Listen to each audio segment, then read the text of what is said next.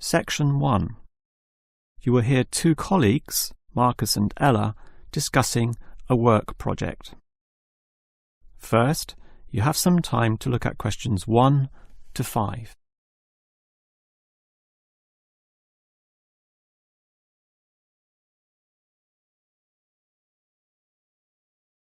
You will see that there is an example that has been done for you. On this occasion only, the conversation relating to this will be played first. Okay, Ella, as you know, the deadline for this project is the end of the month, so we'd better plan it well. Yes, I've already been thinking along those lines, and I've decided we should divide this project into 3 phases. The pre-phase, then phase 1, and then phase 2, with strict deadlines involved for each one. The woman uses the term pre-phase, so pre-phase has been written in space. Now we shall begin. You should answer the questions as you listen, because you will not hear the recording a second time. Now listen carefully and answer questions 1 to 5. Okay, Ella, as you know, the deadline for this project is the end of the month, so we'd better plan it well.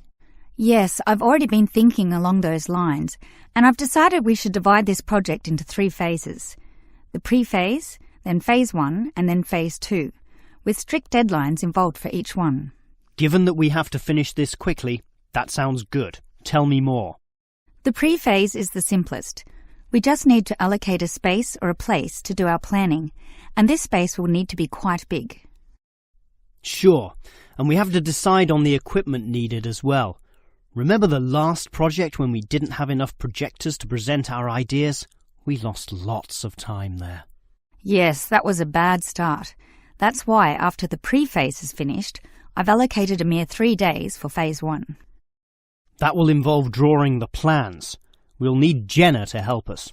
And Marco. Yes, but not Susan. Susan is just far too busy to participate, as much as I'd like her in the team. Let's just take Fred instead. He'll do. Sure, Fred's not as experienced as Greg, but I agree he'll do fine for this job. Then it's straight into phase 2. Collecting, collating, analysing and preparing the final report. Can we do that in 5 days? I think that's optimistic, which is why I scheduled 6. That's almost a week. Do we have that much time? We do, and with the right people, 6 days should see the job done. Who are the people for this phase? Arthur and Rob, right? No, Arthur's got other things to do, and Rob's on leave, so Mike alone will be the main man on this part. He's done it before, so it should be fine. But he may need some help with the smaller tasks, someone who is good with detail and procedures. Peter's not free at the moment, so I can arrange Leo to chip in some time and advice. Leo's very useful, particularly under pressure. And that's everything sorted. Well done, Ella. This report should certainly be ready in time. Before you hear the rest of the conversation, you have some time to look at questions 6 to 10.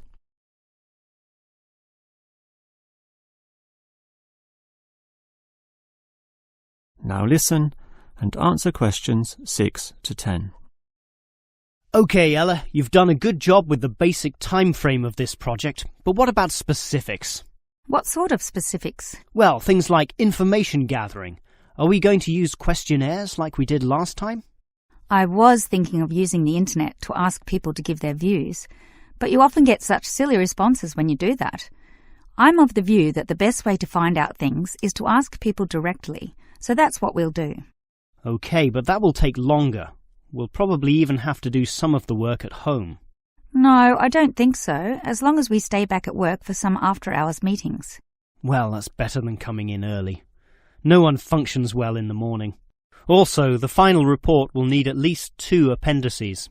Not only that, we'll have to attach a small booklet to the end, containing printouts of the relevant parts from all the foreign websites we accessed. That will take even more time. Are you sure we can meet this deadline? Yep, I've worked it all out, and I'm confident we can do it. Phase 1 should be finished by the 5th, leaving Phase 2 to begin about the 8th or 9th. Now, there's a public holiday on the 10th, meaning that everything should be able to be submitted on the 15th. And after that, we can relax and celebrate on the 25th when the design division gives us approval to go ahead. Ha!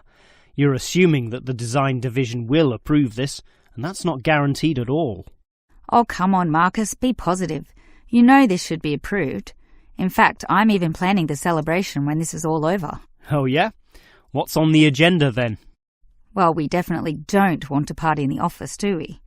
We'll want to get away from this place, and we're all too busy with our own lives and families to find a mutual time free for a dinner party. So I thought we'd just buy some nice expensive gifts for everyone who participated. We can just give these to the people here in the office. That sounds fine to me, but make sure they're not too expensive.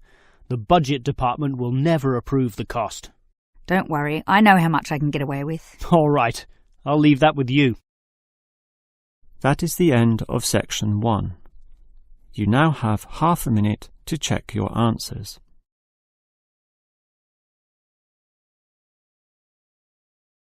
Now turn to section 2. Preparing for Ielts? Still practicing on paper, but planning to take the computer-based test? At IeltsOneStopCBT.com, you can practice listening and reading in the exact computer-based format. Experience the timer, the screens, and the tools, just like the real exam. Get used to computer navigation and time management. Improve your speed and accuracy. Practice anywhere, anytime, on your device. Join thousands of students who are practicing smarter, not harder. Visit IeltsOneStopCBT.com. Section 2.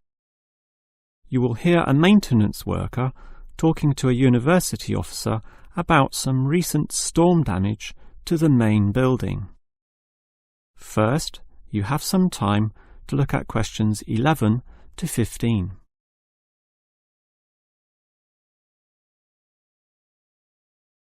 Now listen carefully and answer questions 11 to 15.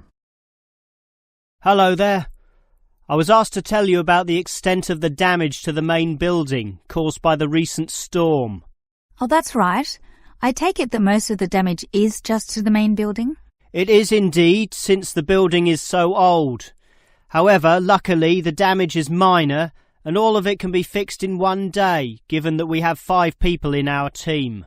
What will you be doing first? I understand you start at 8 in the morning. That's right, and we were going to remove the fallen tree, but we've been told there are exams that morning, and I'm sure the sound of those saws and other heavy equipment will disturb all the students.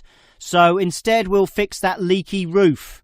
That's a 4-hour job, since it involves substantial repair, not like fixing broken windows, which can be done quite quickly. So you'll fix the broken window after that, from midday?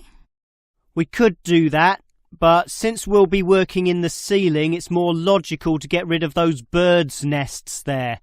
It's a small job, but will require crawling inside the ceiling cavity, which is not an easy exercise, so that will take about an hour.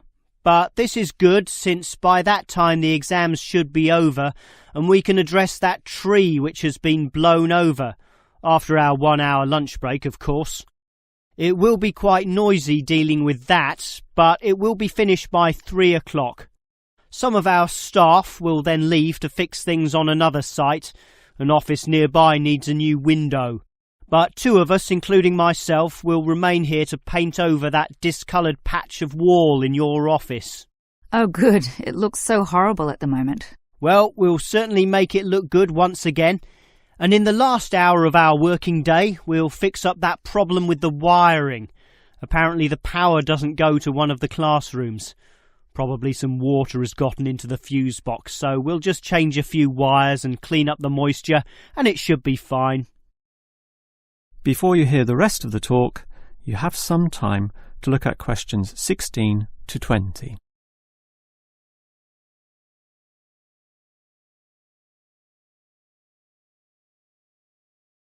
Now listen and answer questions 16 to 20.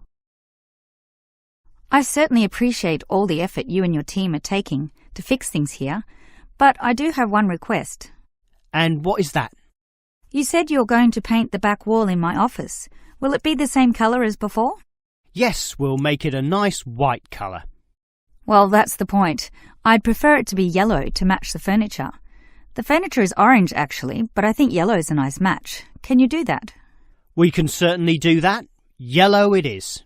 Certainly a prettier colour than just plain white, or the blue in my kitchen at home for that matter.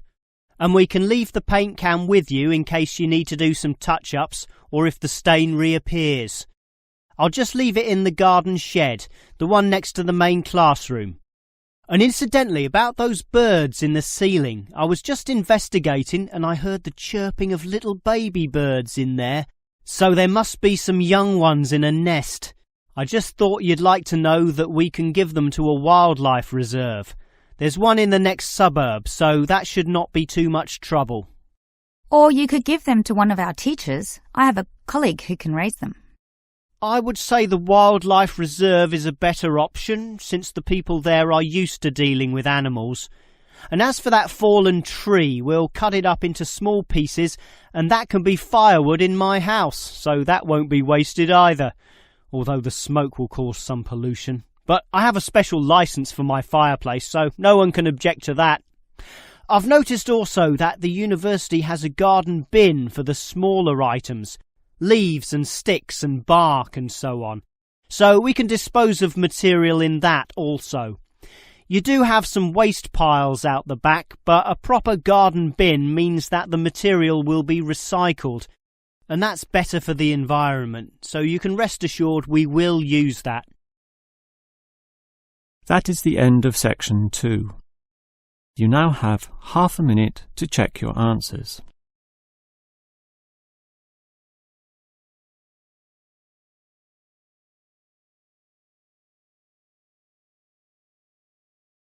Now turn to section 3. Section 3. You will hear 3 students, Steve, David and Susan, discussing the different courses they attend. First, you have some time to look at questions 21 to 26.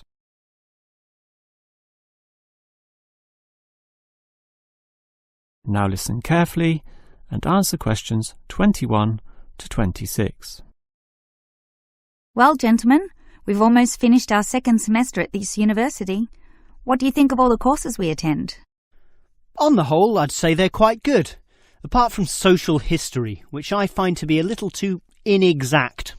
Yes, the lecturer's style is also very, very dull. I certainly agree with you there, although I would say that the textbook is more interesting. Welfare State. The subtitle says, An Examination of Social Development in the 20th Century. Yes, Welfare State is a good book, but look how many pages it has. 458! I agree. It's just too long to be easily read. Far too long, although it's certainly well written in parts. Yes, and if you compare it to the textbook for cultural studies, what's it called? Inner Views, I think. No, that's the book for media studies, and we finished that subject last semester. The book you're thinking of is In Perspective. Oh, sorry, you're right. In Perspective. And the subtitle says, A Comparison of Social Groups. Somewhat interesting, wouldn't you say? Well, mildly so, as is the subject, dealing as it does with such a wide variety of issues. But the book itself certainly oversimplifies a very complex subject. I agree. I also got annoyed at its constant oversimplification. Life is more complicated than what it suggests. Yes, but what you call oversimplifying may well be considered clarifying. Look at this other textbook, Government in Action. Some may say that it also oversimplifies, but it must do so in order to present a coherent picture of an equally complex subject. Government in Action? Which subject? It's the textbook for political theory. Oh, I hate politics. That's why I don't like the active leadership subject either. And most of the stuff in that political theory textbook is based on the American system. You see, it's written by Americans, so it's not even relevant to us here. I'd agree with you there. It's not relevant to us at all, since our government uses the Westminster system. Yes, I suppose that is a problem. Before you hear the rest of the conversation, you have some time to look at questions 27 to 30.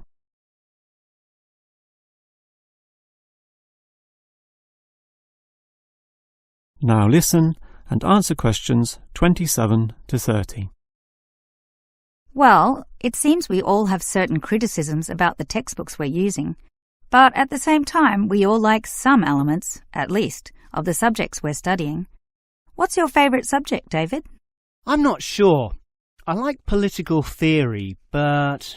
Cultural studies is by far the best, even better than political theory, which I also like, but just not as much.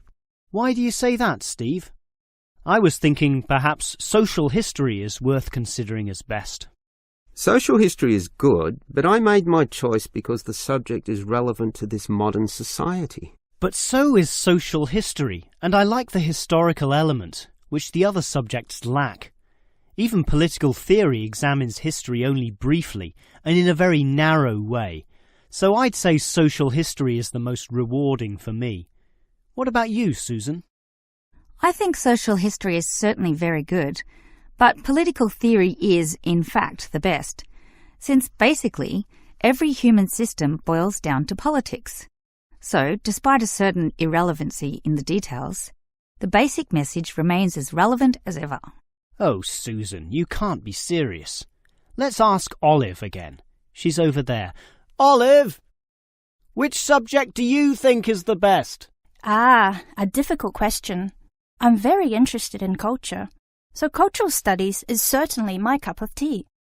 But I'm politically active also, and hope to pursue this as a career. So political theory would be the one I'd pick. I don't believe it. Even with that irrelevant textbook? Don't listen to him, Olive. You have a right to your own opinion. That is the end of section 3. You now have half a minute to check your answers.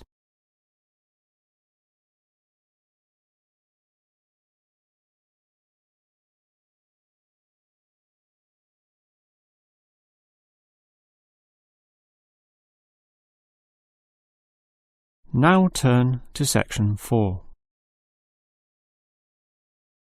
Section 4. You will hear a lecturer talking about the movement of population towards cities. First, you have some time to look at questions 31 and 32.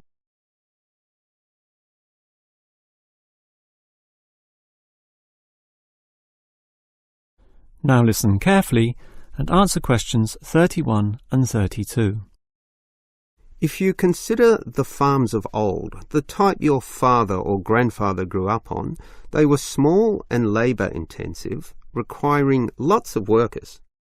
In addition, they often had a diversity of products, be that animal or vegetable, say cows and sheep, or oranges and lemons, with some peaches and a few chickens on the side for the production of eggs. The many workers involved raised their families who needed products and support services, such as medical clinics and schools, so the small country towns had mercantile activity, storefronts and community participation with all ages present and a distinct town culture. And how it has changed. Travel to any small country town in virtually any developed country, and you will often see that these places are now somewhat forlorn and deserted, lacking life and vigour. Many of the residents have long since moved towards the big cities, so the country areas have become depopulated and their downtowns empty. This phenomenon is so predictable and widespread that it even has a name, rural flight or rural exodus, and it has produced some fairly predictable problems. Before you hear the next part of the lecture, you have some time to look at questions 33 to 35.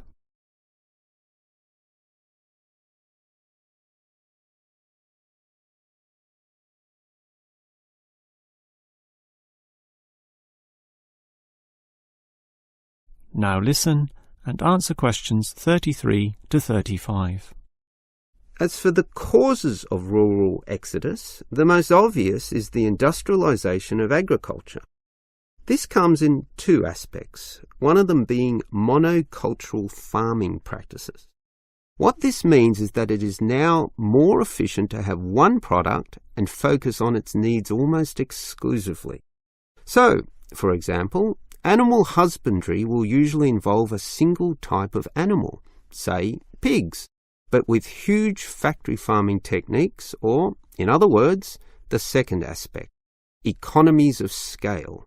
This means instead of 200 pigs, there'll be 2,000, tightly fitted into small pens or cages with high-density waste disposal and automatic feeding systems.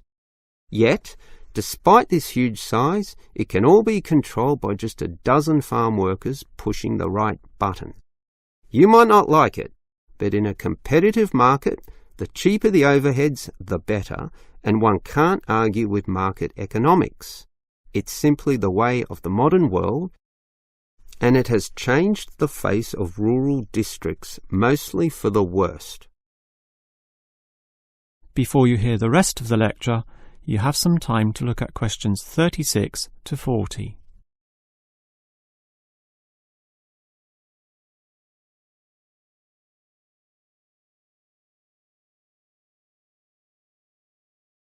Now listen and answer questions 36 to 40. We can talk at length about the problem of rural exodus, but what about solutions?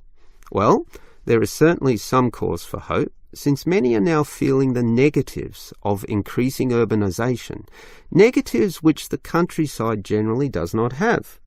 Thus, tourism, for example, is certainly one avenue of revenue and revitalisation.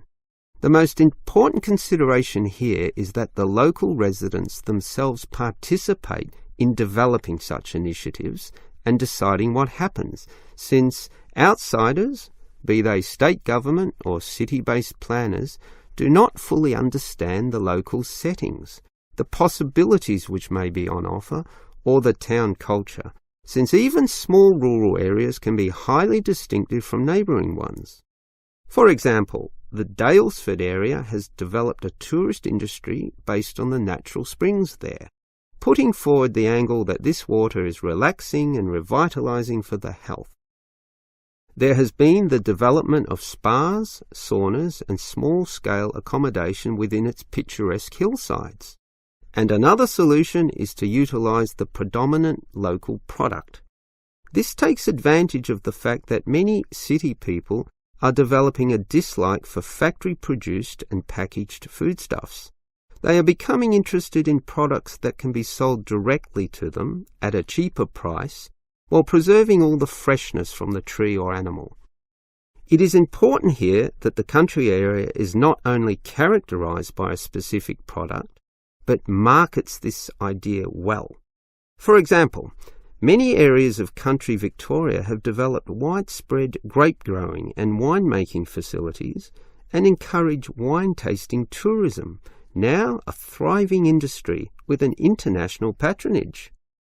Similarly, Harcourt is famous for apples, Shepparton for mature cheeses, and Mildura for its citrus products. Such strategies, done well, give hope that rural areas can revitalise somewhat and once again be lively and interesting places to live in. That is the end of section 4. You now have half a minute to check your answers.